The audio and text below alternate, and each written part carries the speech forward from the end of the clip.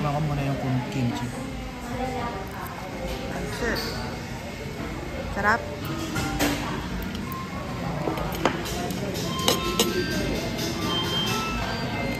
Sarap kimchi.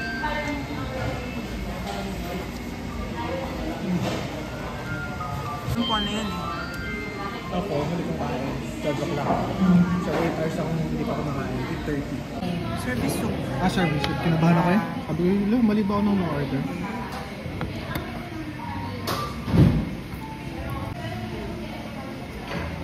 Ganda ng side dish. Hindi mukhang minadali. Hindi siya mukhang basta na lang makapag-serve na lang ng side dish.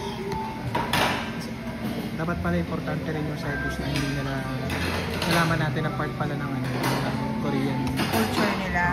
dapat mahal yung side dish, hindi yung basta na lang.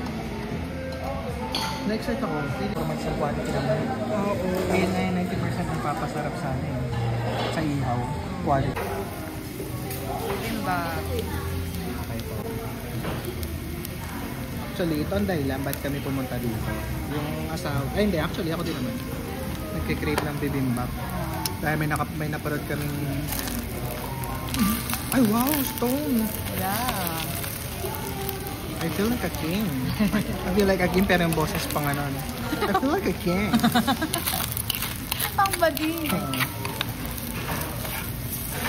Dahil sa documentary ni Howie Severino.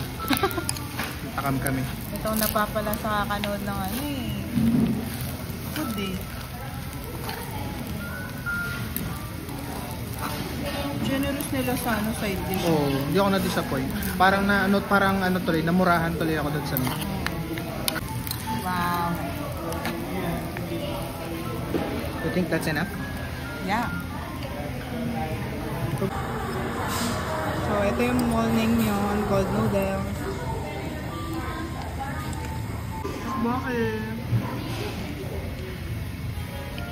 Grabe ang laki oh. Laki ng serving nila.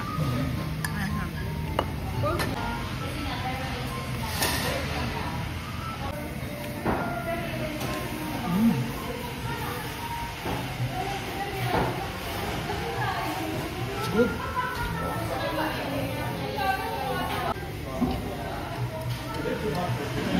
Hindi pa naman natin yung pakpore. Ay na, pero ito sa 500.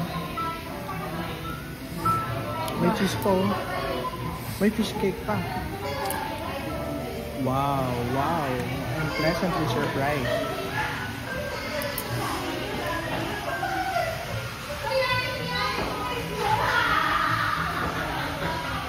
Nice. Sarap.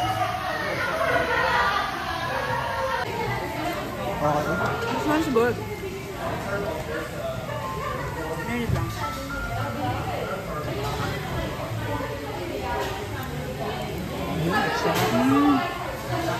Close up sa face ko.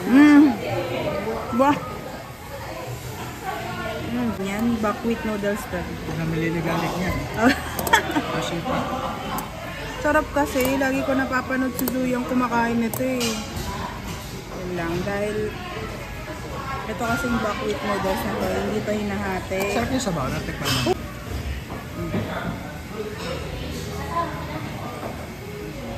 Oh my God, nahuli niya yung gusto natin. Diba?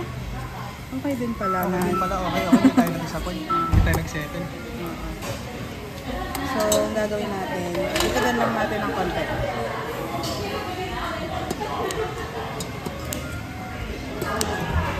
Gupitin mo. Gusto kong gupitin lahat.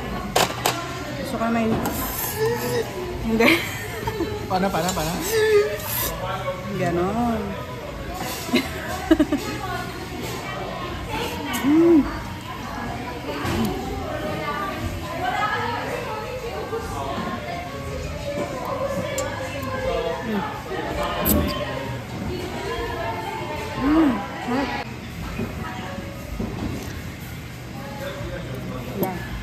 Refreshing.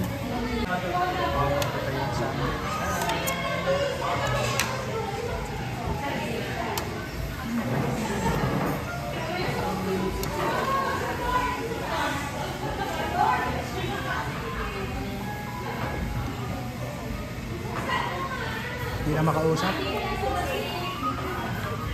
Pikit. Ah,